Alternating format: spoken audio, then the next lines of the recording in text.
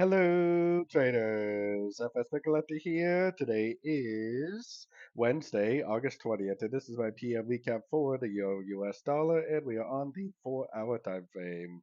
So on the 4-hour time frame, the Euro dollar definitely did make a pretty good pump up today. We had Lagarde speaking today, so maybe that's why.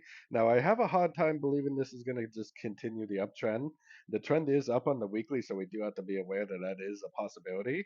But to me, it looks like impulsive down, it looks like impulsive up, and then it looks like three waves down.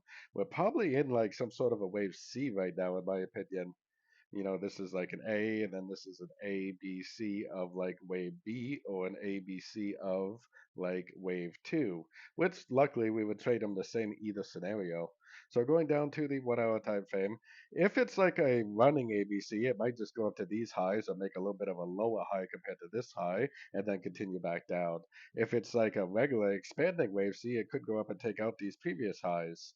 But for now, I have my Fibonacci retracement on this move down because if it does make a good Fibonacci bounce and a good break to the downside, I definitely would take it as a short because that would be lower highs, lower highs, lower highs, lower highs.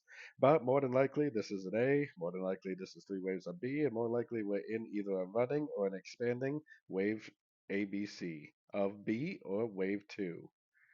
So, anyways, don't forget to check out my website linked over here in the corner. And as always, thank you for watching and happy trading.